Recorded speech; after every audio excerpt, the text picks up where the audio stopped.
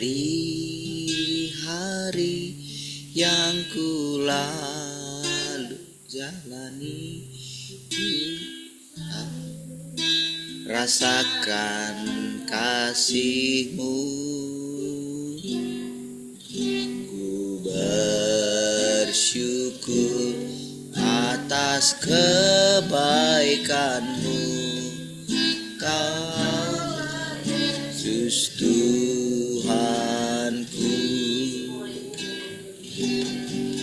Semua ini untuk kebaikan-Mu, supaya ku hidup sesuai kehendak-Mu.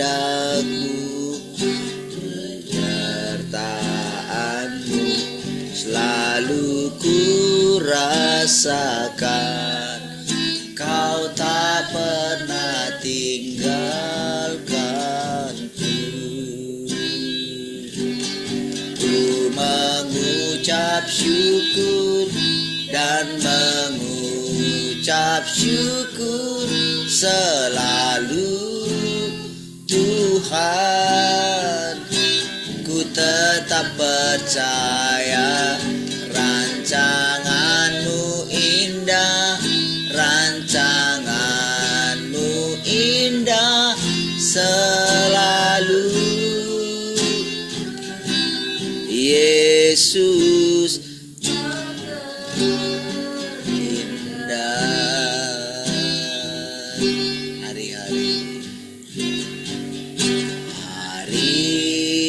Hari-hari yang ku lalani,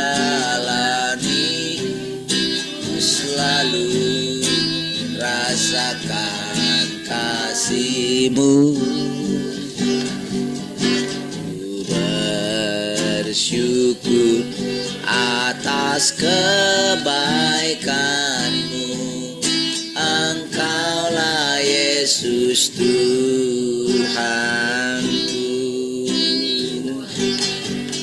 Semua ini untuk membentukku, supaya ku hidup sesuai kehendak-Mu. Penyertaan-Mu selalu ku rasakan, Engkau pernah tinggalkanku. Ku mengucap syukur dan mengucap syukur selalu, Tuhan. Tetap percaya rancangan-Mu indah, rancangan-Mu indah selalu, Tuhan. Yesus, Engkau terindah. Ku mengucap syukur, ku mengucap syukur dan mengucap syukur selalu. Tetap percaya rancangan-Mu indah, rancangan-Mu indah selalu, Tuhan. Yesus, Kau sekali katakan, ku mengucap syukur, ku mengucap syukur dan mengucap syukur selalu. Tetap percaya rancangan-Mu.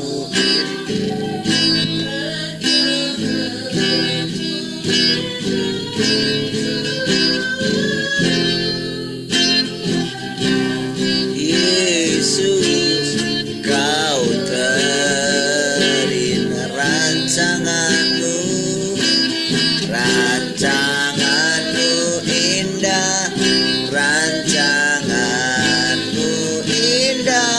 selalu Tuhan Yesus, kau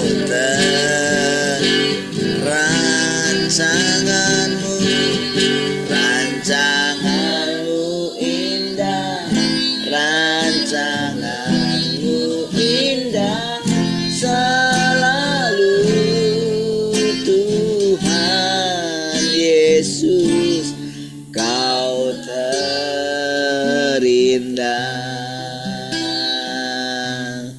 Tuhan Yesus, kau terindah.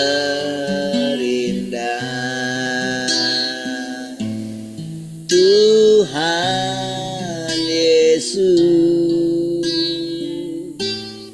kau terindah.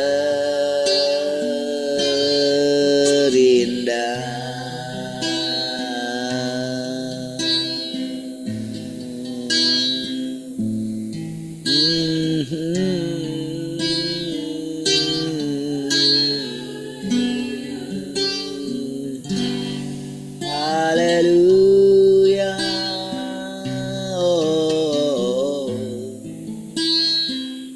Terima kasih buat penyertaan-Mu Tuhan. Kami bersyukur Kau sangat baik. Terpujilah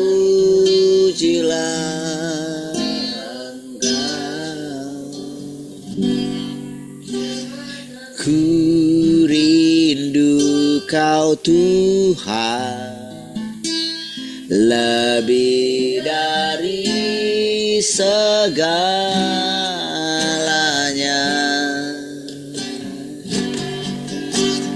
Ku cinta Kau Yesus, Kaulah dambaan sembah Kau, ku sembah Kau, ku puji Kau, selamanya tinggal di hadirat-Mu. Yang ku mau menyenangkan-Mu, Yesus, Kau dambaan hatiku. Ku rindu Kau Tuhan, ku rindu Kau Tuhan, lebih dari segalanya.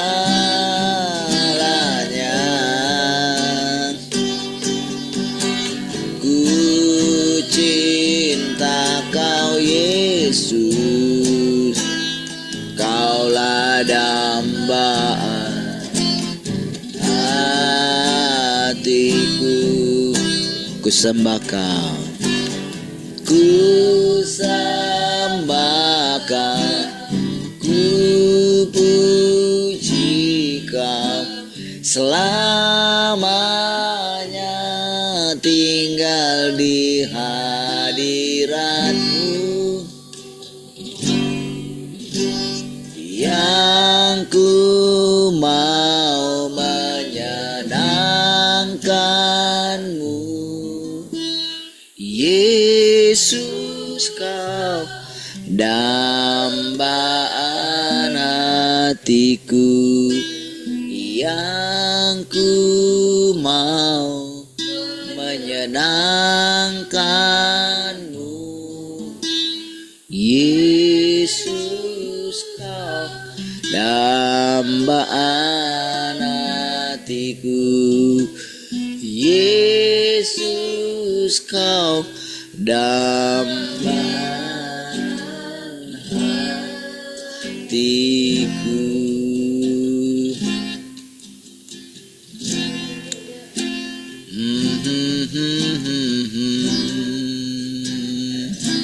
Haleluya. Kaulah segalanya, yang terutama Tuhan. Sungguh kaulah segalanya, oh.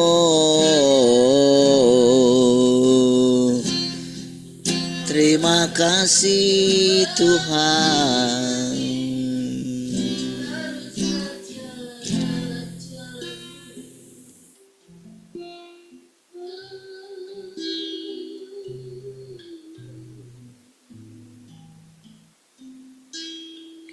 Haleluya, terima kasih Tuhan. Syukur pagi hari ini Tuhan. Terima kasih Tuhan buat pemeliharaanmu Tuhan. Terima kasih kalau pagi hari ini kami bisa datang di hadapan-Mu Tuhan. Kami kembali dapat belajar daripada-Mu Tuhan. Kami mendengarkan perkataan-perkataan daripada-Mu sendiri Tuhan. Dan mengajari kami Tuhan. Mimpin kami Tuhan. Kami percaya Tuhan, hidup-Mu berlimpah-limpah bagi kami semua. Terima kasih Tuhan. Kami tundukkan kembali hati kami ini Tuhan. Silakan Tuhan memenuhi kami, mengajari kami, membimbing kami. Kami bersyukur dapat dipuaskan dengan hadirat-Mu. Terpujilah Engkau Tuhan. Haleluya. Mari kita yang merindukan Tuhan sama-sama mengatakan amin.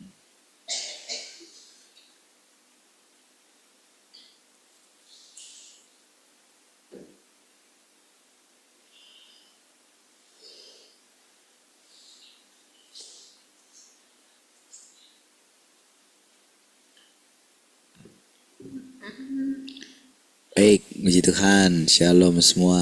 Selamat pagi.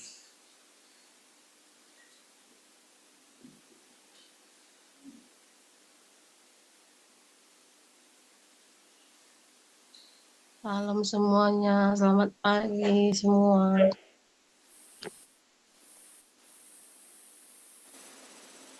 Halo, sahabat semua. Halo, semua.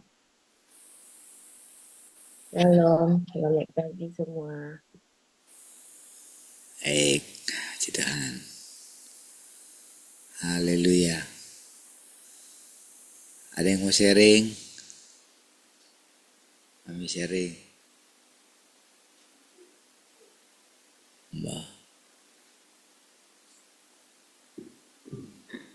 Gimana ya?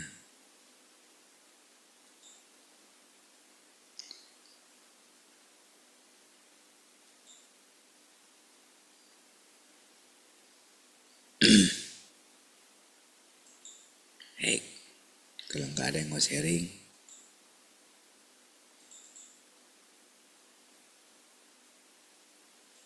baik, mari kita lanjutkan ya.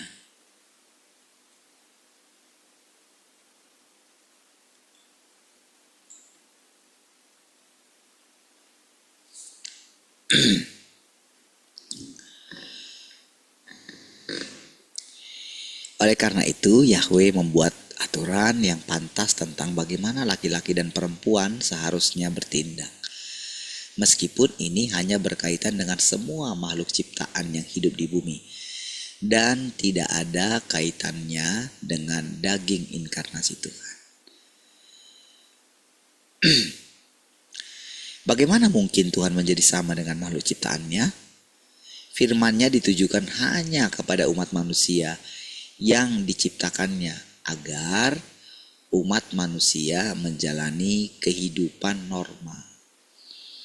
Itulah Dia menetapkan aturan untuk laki-laki dan perempuan. Pada mulanya, ketika Yahweh menciptakan umat manusia, Dia menciptakan dua jenis manusia, laki-laki dan perempuan. Dan karena itu, ada pembagian laki-laki dan perempuan dalam daging inkarnasinya.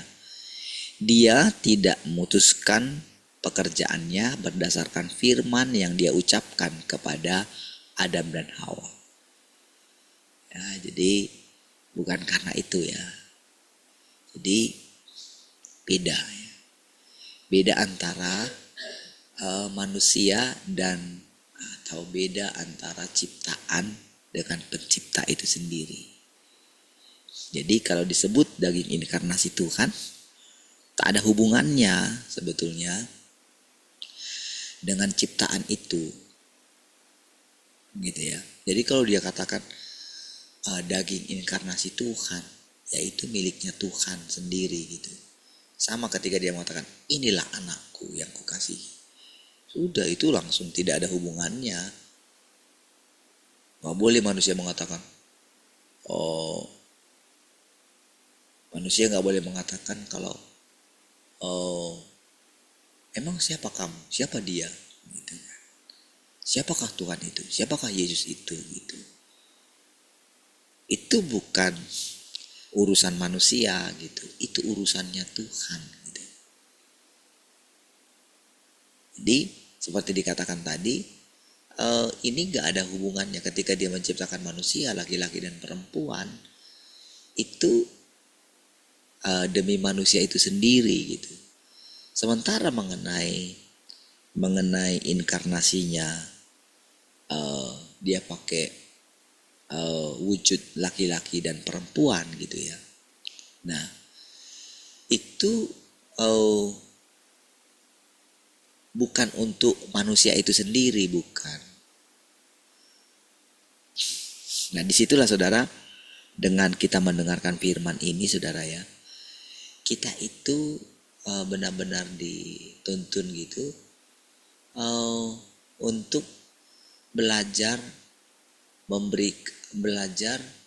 menghormati Tuhan apa adanya gitu. Tidak untuk dibantah gitu. Tapi walaupun demikian, dia akan menerangkan kepada manusia gitu. Jadi apapun yang mau dilakukan Tuhan itu memang karena dia itu memang sifatnya itu kan, Tuhan itu dia menghargai gitu. Jadi ketika dia menciptakan manusia, lihat dia menciptakan serupa dan segambar dengan dia gitu. Makanya manusia ketika dia sharing itu, ketika dia menyampaikan firman pada masa sekarang ini, dia itu berupa bersekutu gitu. Jadi dia bawa pikiran kita itu gitu. Dia ajari kita. Dia pakai perumpamaan gitu. Dia pakai cerita gitu dari kehidupan sehari-hari gitu. Sampai manusia itu punya nalar gitu.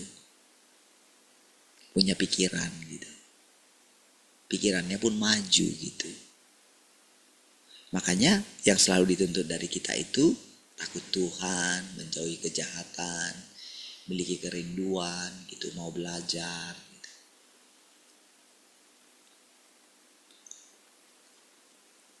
Dia tetapkan jangan merasa kamu sudah tahu kebenaran gitu. Kamu mesti lapar dan haus akan Tuhan. Kamu terus menjaga sikap, menunggu Tuhan, menantikan Tuhan sampai kapanpun saudara. Jadi saudara, kalau kita terus nanti melihat perjalanan hidup kita gitu ya, maka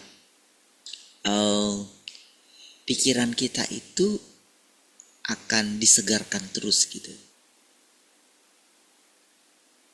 Memang harus begitu gitu. Kita disegarkan terus.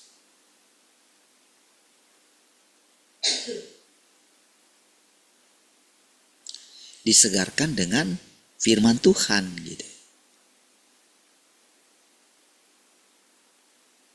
Setiap hari gitu. Dan jiwa kita itu jadi segar senantiasa gitu. Jadi saudara, kalau saudara bisa membayangkan bagaimana Tuhan itu ya, apa yang dikehendakinya, apa yang diinginkannya gitu ya. Jadi yang diinginkannya itu seperti bagaimana dia menciptakan awal manusia itu gitu. Penuh hikmat, penuh kesegaran, penuh energik gitu, penuh sukacita, kebebasan, menari, melompat, mengekspresikan Tuhan itu gitu. Jadi itulah yang diharapkan Tuhan ketika dia bersekutu atau ketika dia itu menciptakan manusia, saudara. Jadi makanya setiap kali dia itu berbicara, mulai rasakanlah gitu.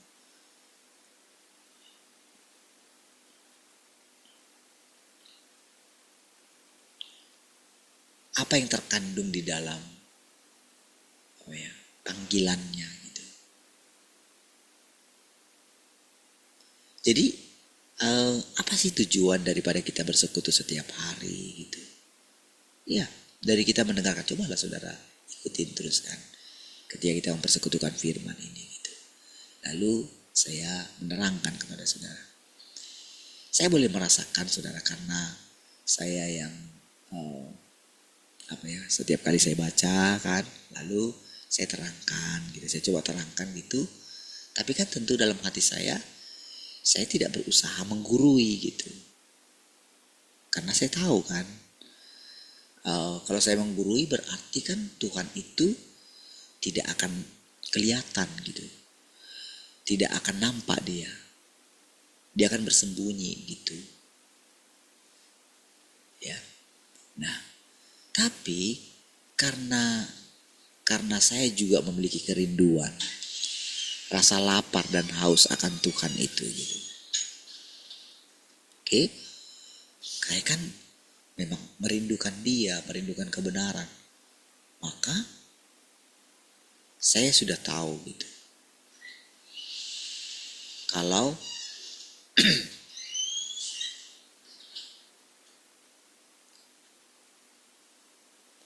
saya memunculkan diri saya, berarti Tuhan itu gak muncul gitu loh. Makanya saudara, ketika kita melihat gitu, jadi sembari saya itu tidak akan pernah merasa kalau ketika saya menerangkan, saya yang menerangkan, bukan gitu. Saya tidak, saya tahu diri saya tak mampu untuk itu, tak bisa untuk itu. Dan kalau saya pakai pikiran saya gitu ya, atau pikiran saya berdiri sendiri, kalau saya tidak menyelidiki pikiran saya, apakah itu dari saya, gagasan saya, atau Tuhan gitu. Apa saya terlalu lancang gitu. Nah, saya harus terus belajar melihatnya gitu. Supaya kita terus bisa merasakan kesegaran gitu. Kesegaran dari Tuhan itu sendiri, karena kan Tuhan itu selalu baru gitu. Dari mana saya tahu kalau kita itu setiap hari mendengarkan Tuhan? Dari mana? Saya kan harus tahu dong. Saya harus memastikan dong dalam diri saya.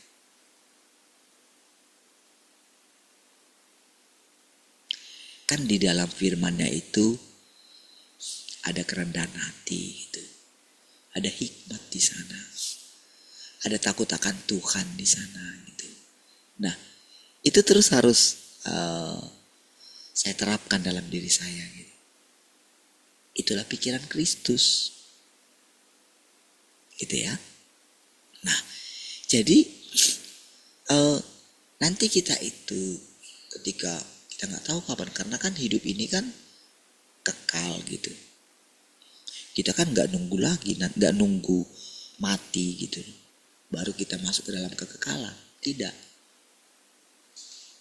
Dari sekarang. Gitu. Dari sekarang kita sudah masuk dalam kekekalan gitu.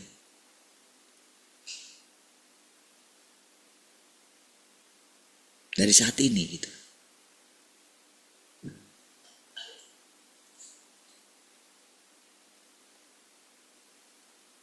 Kita sudah masuk ke dalam kekekalan.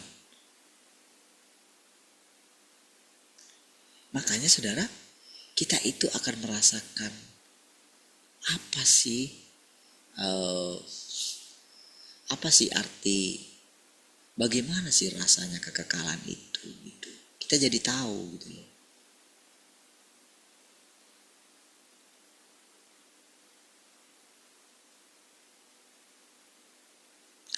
Karena setiap hari kita merasakannya gitu. Kita melihat kekekalan itu menjadi nyata. Jadi saudara, persekutuan kita ini saudara, mendengarkan dia setiap hari itu menjadi nyata. Semua yang difirmankan Tuhan itu menjadi hidup gitu.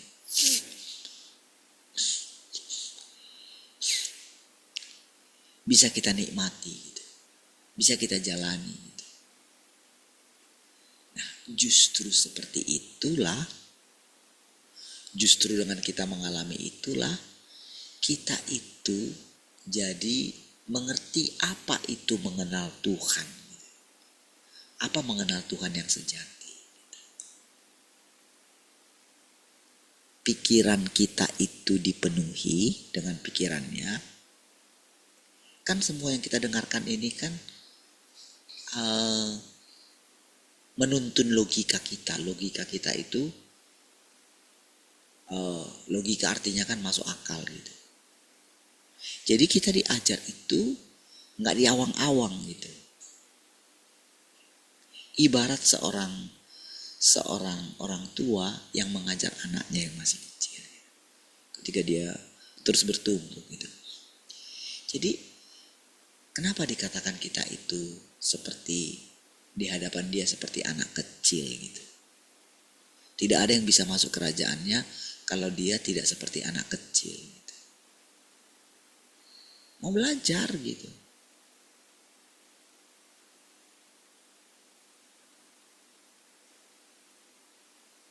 Coba bayangkan betapa indahnya masa kecil kita bersama dengan orang tua kita.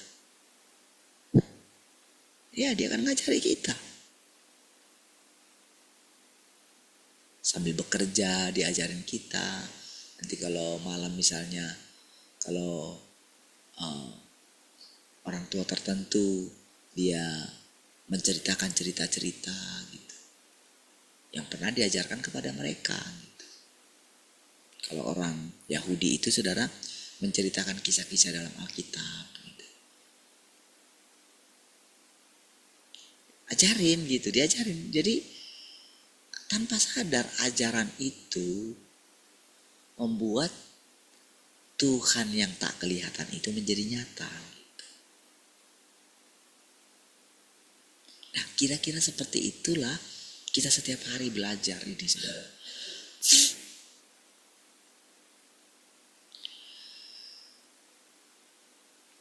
Jadi semua kita yang ada di sini pasti akan merasakan nyatanya Tuhan itu. Nah, jadi ketika dia mengatakan tidak ada hubungannya dengan manusia, apa yang maksudnya ya gitu.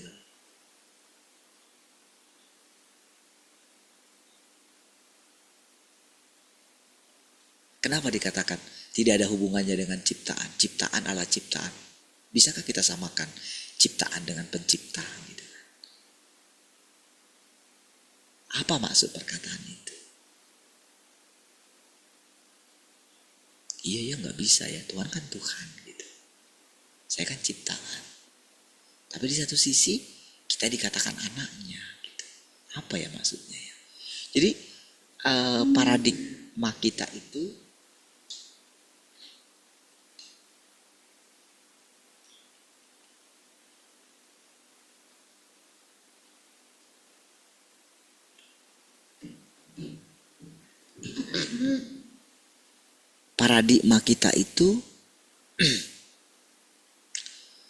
sudah cukup banyak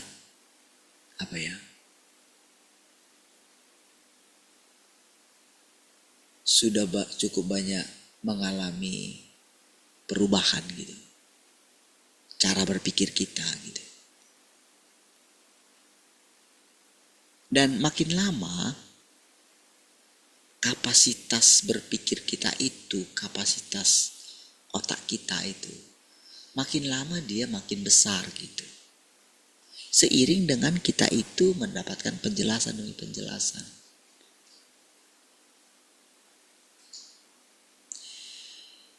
Jadi ketika kita itu mulai menerima pengajaran demi pengajaran, kebenaran demi kebenaran, maka hal-hal yang lain yang dicari oleh dunia ini itu tanpa terasa ditambahkan kepada kita gitu.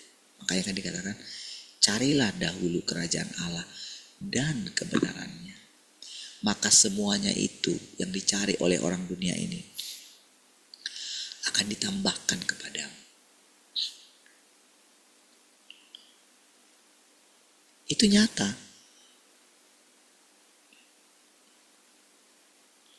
Jadi benarlah kalau dikatakan setiap hari kita diajar oleh Tuhan itu. Jadi kita mesti melihat itu gitu. Dari semua hal yang tadi itu. Jadi semua orang yang mendengarkan persekutuan ini, siapapun dia, kalau saudara setia mendengarkan, awal-awal saudara mungkin ya tidak cukup mengerti lah gitu. Saudara tidak tahu ke arah mana pertumbuhan kita gitu. Tetapi setelah sekian waktu lamanya, saudara mulai melihat gitu. Saudara kan melihat, bandingkan diri saudara dulu dan sekarang gitu. Coba perbandingkan. Dan apakah iman saudara itu bertumbuh nggak? Dalam arti begini, iman itu kan bukan masalah buat mujizat loh saudara. Bukan. Buat mujizat itu gampang sebetulnya. Membagikan orang mati itu bukan sesuatu yang sulit gitu, bukan. Kalau saudara sudah punya dasar kepercayaan gitu, ketika saudara bisa melihat firman sebagaimana adanya firman, yang lain mah gampang. Perkataan saudara bisa jadi kapan saja.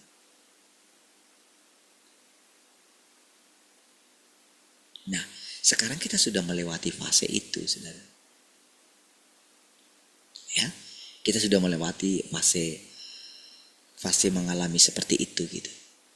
Tapi sekarang, bagaimana watak Tuhan itu secara perlahan ketika dia mengajarkan tentang wataknya. Bukan supaya kita itu, jadi bukan sekedar kita menghormati dia, bukan. Kalau sekedar menghormati dia itu nanti tidak ada hubungan di situ. Aku itu kayak bisa seperti tuan dan bawahan gitu. Sementara Tuhan sendiri mengatakan, aku tidak menyebut kamu lagi hamba. Kan yang ngomong itu kan Tuhan juga. Allah itu sendiri yang ngomong itu, saudara. Apa yang dikatakan oleh Tuhan Yesus itu kan perkataan Bapa gitu. Perkataan Roh itu gitu.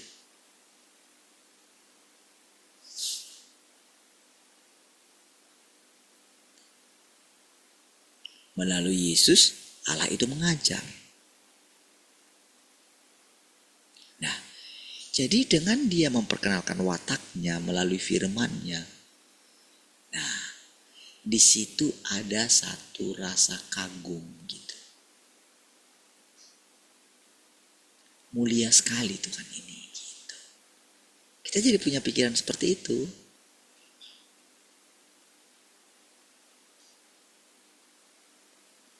Hebat sekali Tuhan ini gitu. Kita jadi punya pikiran seperti itu, saudara.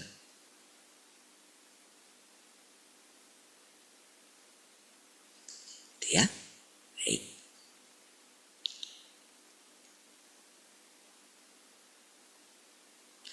Dia tidak memutuskan pekerjaannya berdasarkan firman yang dia ucapkan kepada Adam dan Hawa.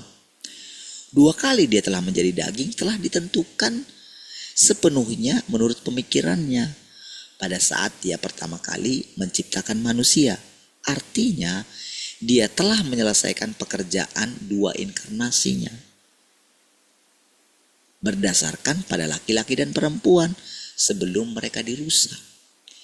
Jika manusia menggunakan firman yang diucapkan Yahweh kepada Adam dan Hawa yang telah diperdaya oleh ular dan menerapkan firman itu pada pekerjaan inkarnasi Tuhan, tidakkah Yesus juga harus mengasihi istrinya sebagaimana seharusnya? Artinya dia harus punya istri dong gitu.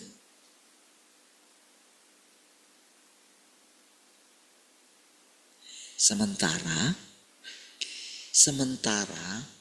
untuk inkarnasi dagingnya itu sudah ditetapkan sebelum manusia itu jatuh gitu loh. Sudah ditetapkan sejak awal sebelum dia menciptakan manusia laki-laki dan perempuan itu gitu loh. Sebelum dia mengucapkan firman perempuan harus tunduk kepada laki-laki, berahi kepada laki-laki gitu loh. Laki-laki harus bertanggung jawab memenuhi nafkah keluarganya. Sudah diucapkan sebelumnya, sudah ada dalam pemikiran Tuhan. Sebelum proses inkarnasi Tuhan yang pertama yaitu Yesus dan inkarnasi yang kedua.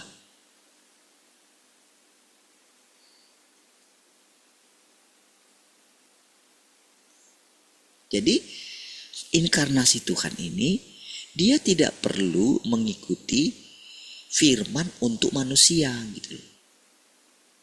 Kan firman untuk manusia setelah diciptakan itu kan, setelah mereka beranak cucu lah kan katanya begitu kan, berkembang biak lah. Tuhan yang berinkarnasi kan tidak perlu, karena itu Tuhan gitu loh.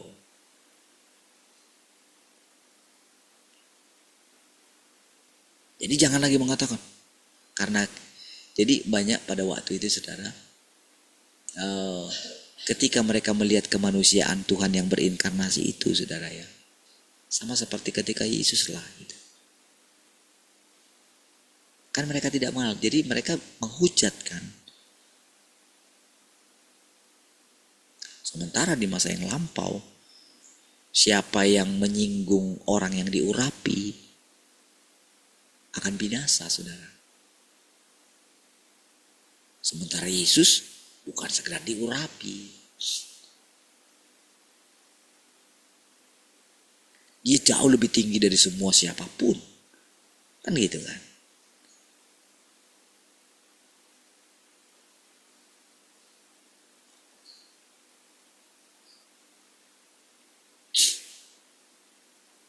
Dia berbeda.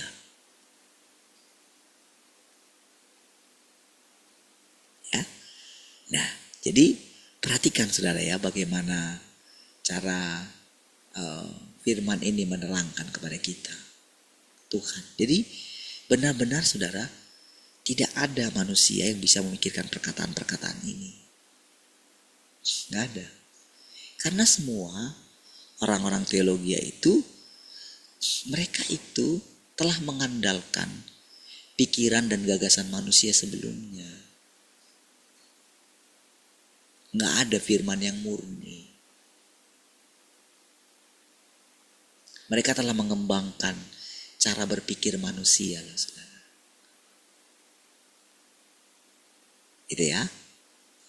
Baik.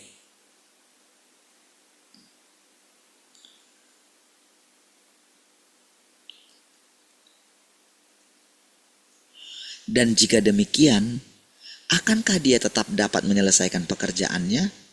Nggak bisa. Seandainya adalah salah bagi daging inkarnasi Tuhan untuk menjadi perempuan, maka bukankah juga merupakan kesalahan yang besar bagi Tuhan karena telah menciptakan perempuan?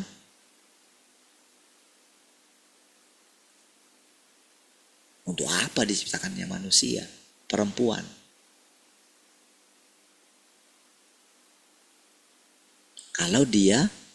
Kalau kedatangannya itu tidak menyinggung perempuan, gitu.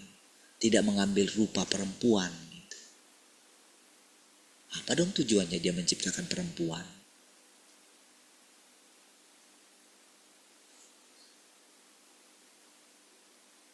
Nah, Jadi coba perhatikan saudara, bagaimana firman ini benar-benar menyelamatkan seluruh manusia, bukan hanya laki-laki, gitu. Tapi perempuan juga.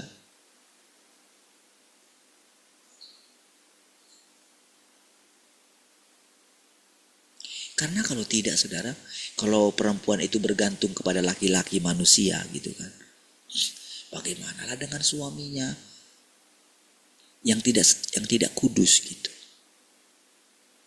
ya kan? Bagaimanalah perempuan itu bisa diselamatkan gitu, kalau hanya bergantung kepada laki-laki gitu. Itu sebabnya ketika kali ini kedatangan Tuhan yang kedua kali itu dalam wujud perempuan, itu berarti lengkaplah pekerjaan Tuhan itu. Gitu. Itu maksudnya ya.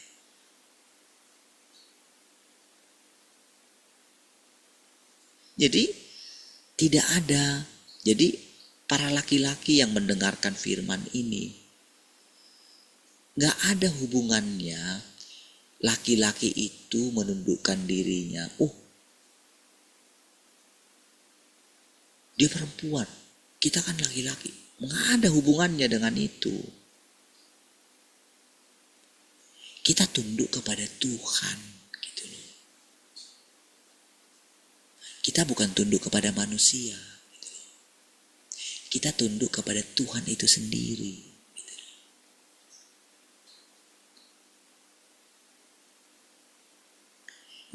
Coba perhatikan saudara, bagaimana Tuhan itu bisa menjelaskan sedetail ini saudara. Iya. Dia tidak memaksa manusia.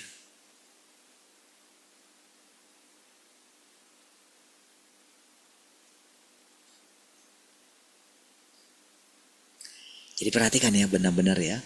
Bagaimana Tuhan itu menjelaskan.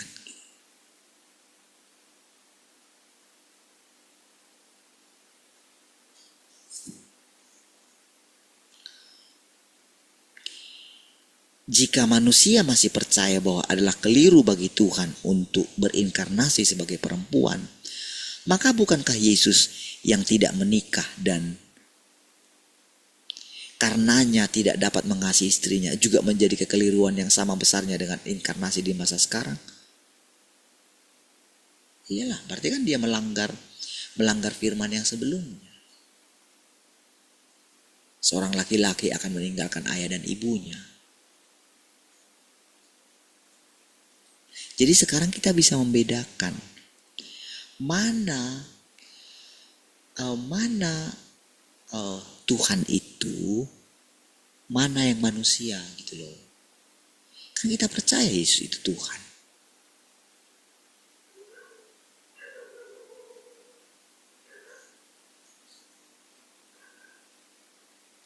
Kalau kita itu menggabungkan antara firman untuk manusia dan firman untuk mengenai dirinya sendiri, mengenai pekerjaannya sendiri. Nah, disitulah kita tidak akan mengenal pekerjaan Tuhan itu. Tapi sekarang dia itu kasih kita itu penjelasan gitu. Nah, dari situ lahirlah penghormatan kita kepada Tuhan itu sendiri. Disitulah penerimaan kita kepada Tuhan yang berinkarnasi dalam wujud perempuan. Ingat, tapi ingat senantiasa, ini mengenai Tuhan. Tuhan adalah Tuhan, manusia adalah manusia, gitu loh saudara.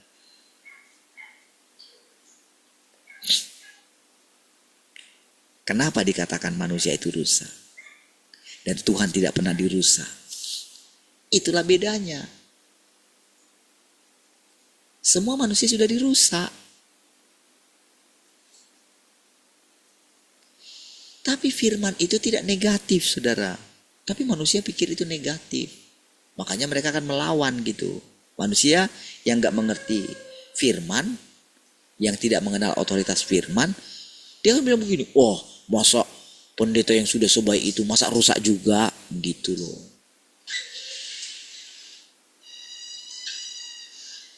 Masa Abraham juga rusak, masa Ayub juga rusak, pasti ngomongnya kayak gitu. Tidak mengerti apa tujuan daripada firman itu gitu loh. Makanya tidak ada penghormatan dia akan firman itu. Itulah saudara.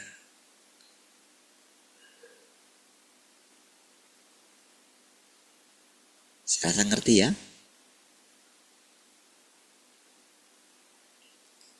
Oke.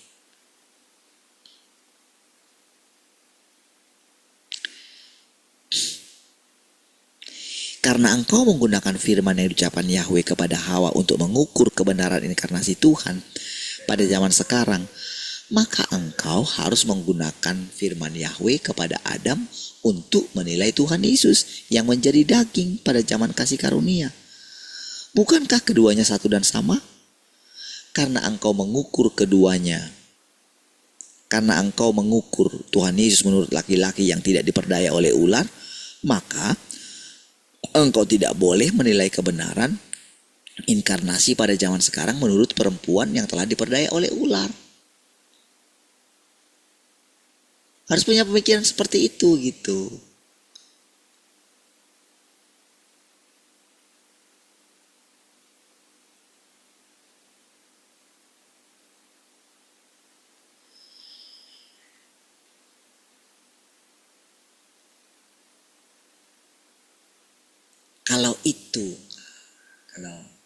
Jadi kira-kira itu dia sedang menerangkan sesuatu yang sangat sulit untuk diterangkan, saudara. Menerangkan hal seperti ini benar-benar saudara, kita itu mesti benar-benar telah dibawa dia gitu loh, saudara. Dituntun dia secara perlahan gitu loh. Makanya saudara, kalau saya masih terus memperhatikan diri saya gitu ya, kalau masih terus misalnya gini, merasa saya itu ada andil di sini gitu ya, kalau merasa ada seperti itu, maka Tuhan itu gak akan bisa menjelaskan, saudara. Gak akan bisa. Jadi kalau orang yang menerangkan, entah siapapun dia, saudara,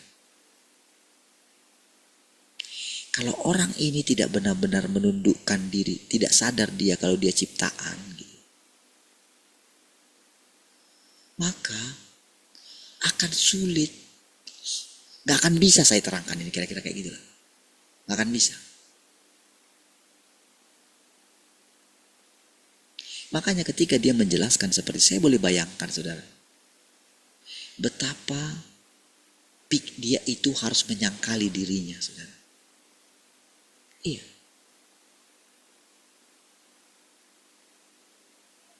Makanya tepat perkataan Tuhan Yesus kan, barang siapa menjadi pengikutku, dia harus berani menyangkal dirinya, memikul salibnya.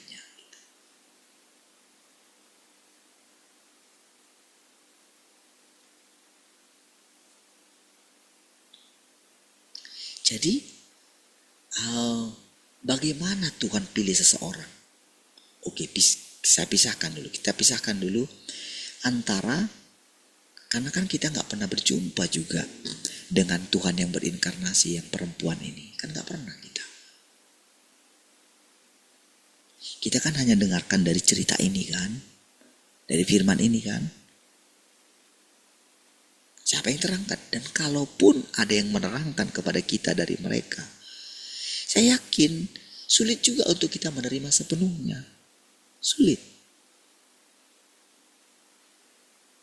Dari latar belakang, kadang-kadang kan coba kalau misalnya kita lihat orang baru dia ini, kita kan karena kita punya banyak pengalaman, kita itu kan akan menilai, menimbang-nimbang gitu kan. Kita akan melihat dari cara bicaranya.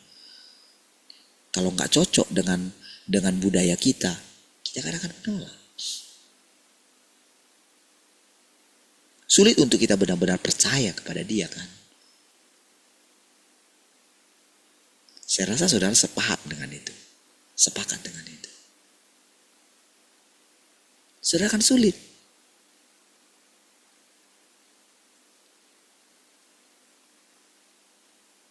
Kalau begitu, bagaimana nanti kita akan melihat, kita akan mengerti seperti sekarang.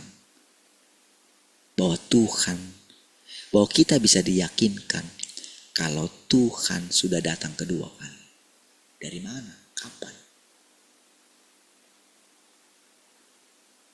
Tapi dengan penerangan yang saya terangkan kepada saudara, bukankah benar kita benar-benar merasakan kalau Tuhan itu sudah datang?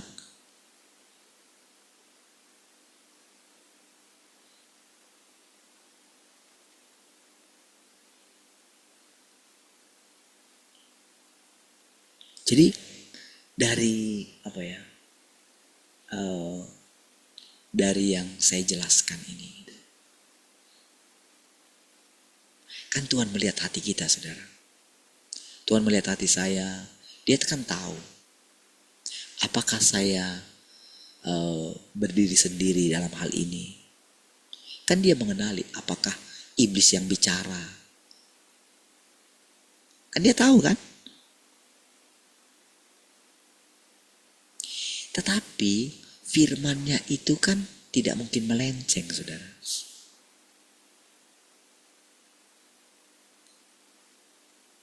Kalau saya ciptaannya.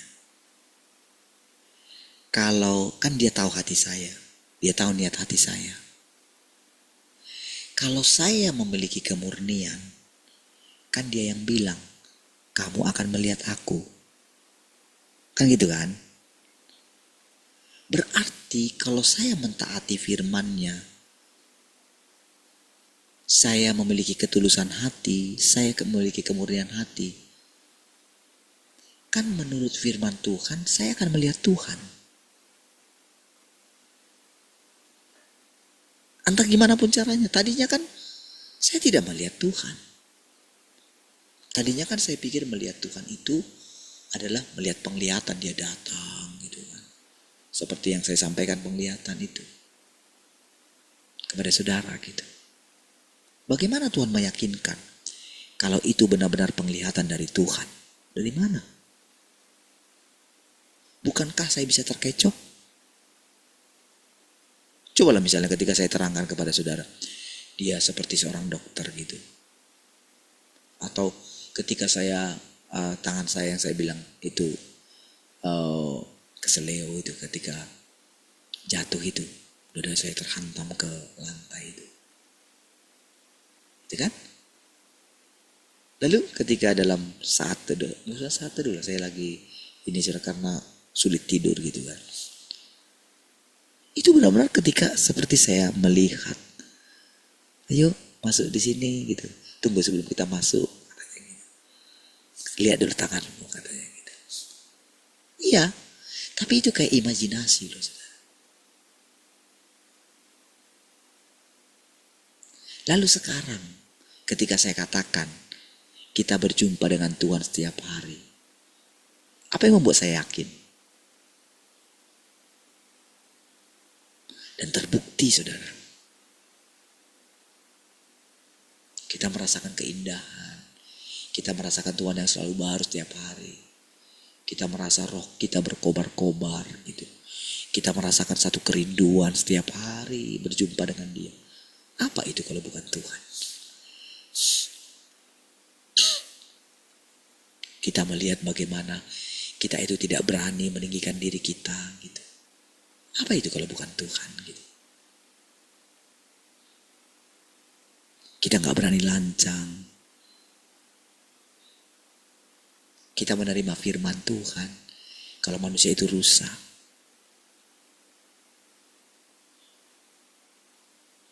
Nah, jadi ketika kita mendengarkan penerangan dari penerangan yang saya terangkan kepada saudara kan, tidak semua ada detail di sini kan. Kalau semua ada detail di sini ya kita bacain aja. Bisa juga. Gitu ya. Tapi bagaimana benar-benar Tuhan itu nyata? Dari mana?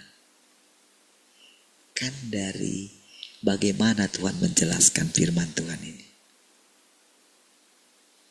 Kalau kita baca seperti ini, kalau tidak ada yang menerangkan, bagaimana? Apakah kita bisa merasakan hidup itu? Sulit ya. Tapi ketika kita mendengarkan penjelasan demi penjelasan,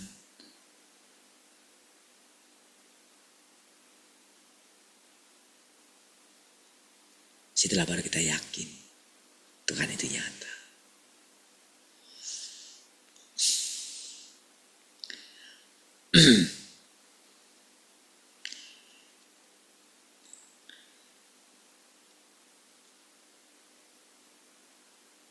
Jadi karena engkau mengukur Tuhan Yesus menurut laki-laki yang tidak diperdaya oleh ular, maka engkau tidak boleh menilai kebenaran inkarnasi pada zaman sekarang menurut perempuan yang telah diperdaya oleh ular. Ini tentu tidak adil. Mengukur Tuhan dengan cara ini membuktikan bahwa engkau tidak rasional. Tidak masuk akal. Jadi benar-benar ketika dia menerangkan firman Tuhan ini, dia itu kayak ini loh. Di dalam pikiran manusia itu ada bantahan-bantahan. Dari mana bantahan itu muncul? Karena manusia itu kan sudah pernah diajar oleh banyak orang gitu. Diajar oleh banyak pemikiran gitu loh. Kan kita tidak tahu. Mana kita tahu saudara? Kalau apa yang diucapkan oleh Paulus itu adalah dari dirinya sendiri. Dari mana kita tahu? Selama ini kan kita itu sudah mengagungkan manusia kan. Sementara dia pun bingung juga kan. Cobalah lihat. Bukankah dia bingung? Aku pengen berbuat yang baik. Tapi yang jahat yang kulakukan. Cobalah. Sementara semua mengidolakan dia. Para sarjana Alkitab mengidolakan dia. Apalagi jemaat lagi ketika dikhotbahkan oleh para pendeta-pendeta. Kagumkan mereka kepada Paulus. Sementara Paulus bergumul dengan dirinya. Kalau seperti itu bagaimanalah kita bisa diselamatkan? Sementara Alkitab kita diisi dengan separuh daripada tulisan Paulus. Alkitab Perjanjian Baru. Kan di dalam kekristenan itu yang paling utama kan itu kan Perjanjian Baru.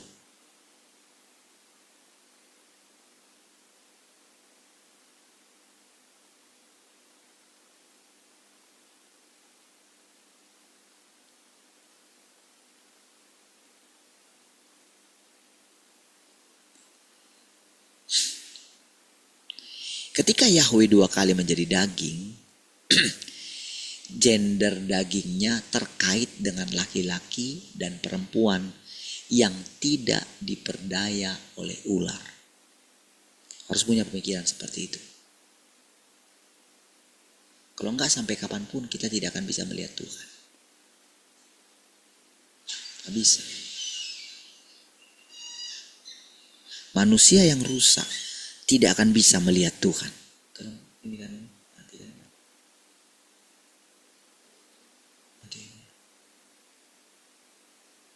Habis baterai. Habis baterai pakai handphone.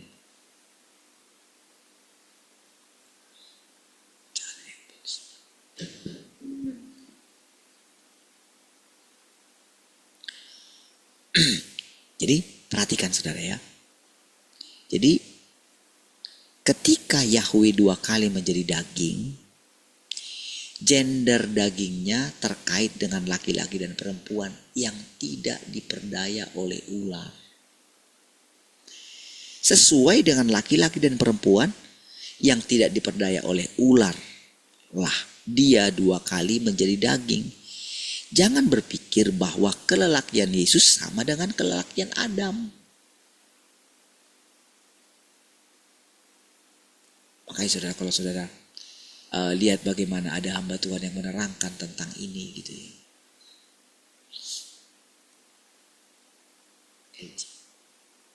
LG gitu. Iya iya. Dengar.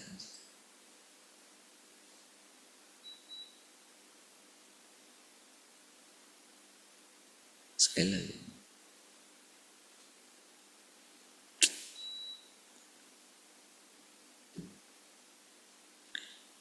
Dia dan Adam sama sekali tidak terkait. Nah, makanya dari awal itu dijelaskan. Jadi dari sini saudara kita itu mulai melihat kenapa Paulus mengatakan kalau Yesus itu Adam yang terakhir katanya. Coba lihat situ. Kalau kita lihat dengan ini saudara, coba saudara pakai pikiran rasional saudara. Tenanglah berpikir gitu. Jangan langsung judge dulu. Jadi kalau misalnya di sini ada orang yang teologi gitu ya, ketika mendengarkan itu bantahannya banyak. Ya karena saudara bukan orang teologi ya, saudara nggak banyak gitu. Tapi kalau di sini ada orang sekolah teologi ya, bantahannya akan banyak. Oh dia bisa marah, dia bisa, bisa benar-benar menghujat. Tapi lihat bagaimana firman Tuhan ini mengajarkan. Coba kamu berpikir rasional katanya. Kalau Yesus itu keturunan Adam, mana bisa kita diselamatkan? Mana bisa manusia diselamatkan? Mana bisa yang rusak menyelamatkan yang rusak?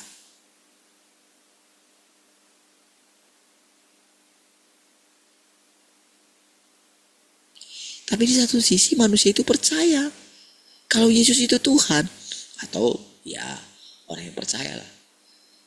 Tapi kan sudah lebih banyak orang yang percaya Yesus. Iya kan? Dari seluruh penduduk muka bumi ini saudara. Lebih banyak kan orang Kristennya. Tetapi kalau menyamakan, kalau mengatakan Yesus itu Adam yang terakhir, berarti gak akan ada lagi yang datang kemudian. Gak ada kedatangan Tuhan yang kedua kali gitu loh.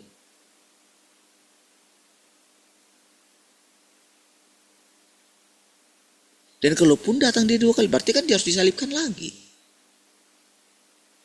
Masa kita menyalibkan Yesus 2 kali?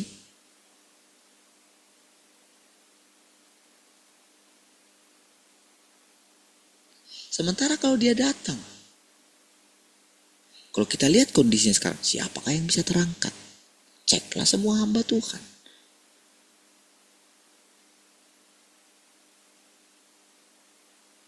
Ceklah semua. Coba lihat semua, siapa?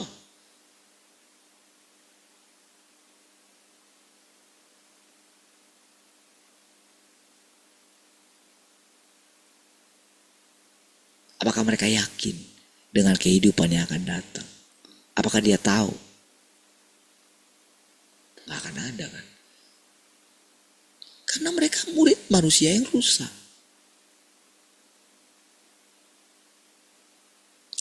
Murid-murid aja dulu gak mengenal Tuhan Yesus. Bagaimana kita bisa mengatakan kita mengenal Yesus? Gak mungkin kan? Tetapi kalau ada Tuhan, kalau Tuhan hadir di sini, barulah mungkin kita diselamatkan.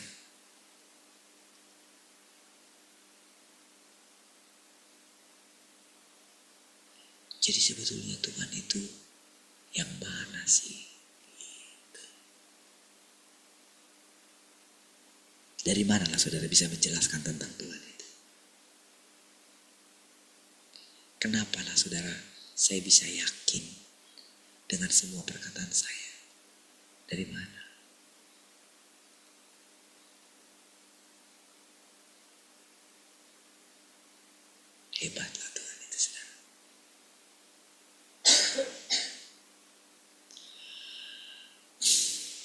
Lihat ini saudara cara menerangkannya ya. Dia dan Adam sama sekali tidak terkait.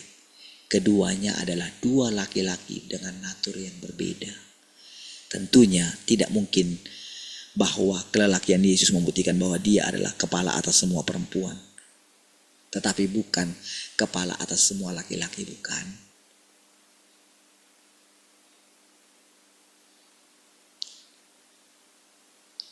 Bukankah dia adalah raja atas semua orang Yahudi, termasuk laki-laki dan perempuan? Dia adalah Tuhan itu sendiri, bukan hanya kepala atas perempuan, tetapi juga kepala atas laki-laki. Dia adalah Tuhan atas semua makhluk dan kepala atas semua makhluk. Bagaimana bisa engkau menentukan kelelakian Yesus sebagai simbol kepala atas perempuan? Bukankah ini adalah penghujatan? Yesus adalah laki-laki yang belum dirusak. Dia adalah Tuhan. Dia adalah Kristus. Jadi dengan mengatakan dia adalah Tuhan, artinya dia bukan manusia yang dirusak. Gitu loh. Makanya saudara, kenapa manusia itu kayak diserahkan dia kepada iblis? Kenapa gitu?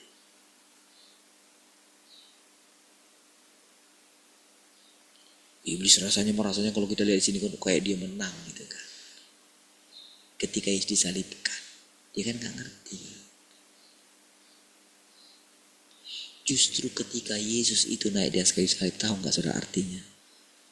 Semua apapun yang Tuhan lakukan, tahu nggak? Itu akan dialami oleh semua ciptaan ini. Siapapun dia. Gitu loh saudara. Diperangkap dia. Jadi nggak boleh lagi kita bersungut-sungut. Dengan segala apa yang kita alami. Dengan segala ketidakadilan. Mana bisa.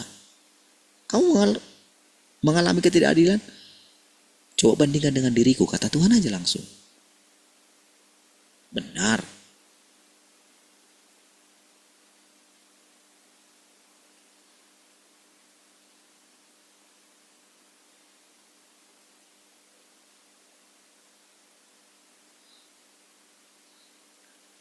Tapi ketika kita mulai menerima apa adanya, jalan hidup kita ini saudara, disitulah kita benar-benar bisa melihat Tuhan itu saudara. Iya. Kita tidak akan memusingkan lagi masalah penghidupan kita gitu. Karena makin lama Tuhan itu akan makin nyata gitu loh. Kita tidak akan memusingkan bagaimana lagi perubahan kita. Perubahan watak kita. Karena Tuhan itu sendiri hidup di dalam kita. Makin lama watak Tuhan yang kudus itu makin nampak melalui kehidupan kita. Itulah pekerjaan Tuhan itu. Itulah keselamatan kita itu. Yang tersembunyi berabad-abad itu. Itulah dia.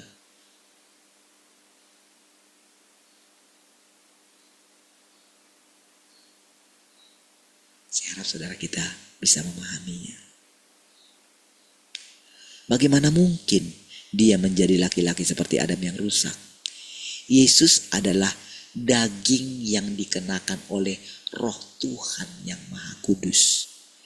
Bagaimana bisa engkau mengatakan bahwa dia adalah Tuhan yang memiliki kelelakian Adam? Bagaimana Paulus, kenapa dia mengatakan kalau Yesus itu adalah Adam yang terakhir? Dari mana? Berarti gagasan dia kan? Kalau saudara dengarkan tadi penjelasan tadi itu saudara, masih beranikah saudara menyebutkan Yesus itu seperti itu? Apakah tidak bertentangan dengan kepercayaan kita kalau Yesus itu adalah Tuhan?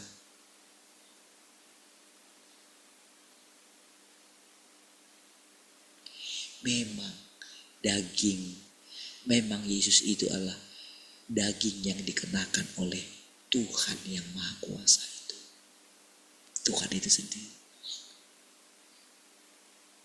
Disitulah saudara kita itu tahu juga inkarnasi kali ini benar adalah Tuhan itu sendiri. Siapa yang menerangkan kepada kita? Siapa yang menerangkan?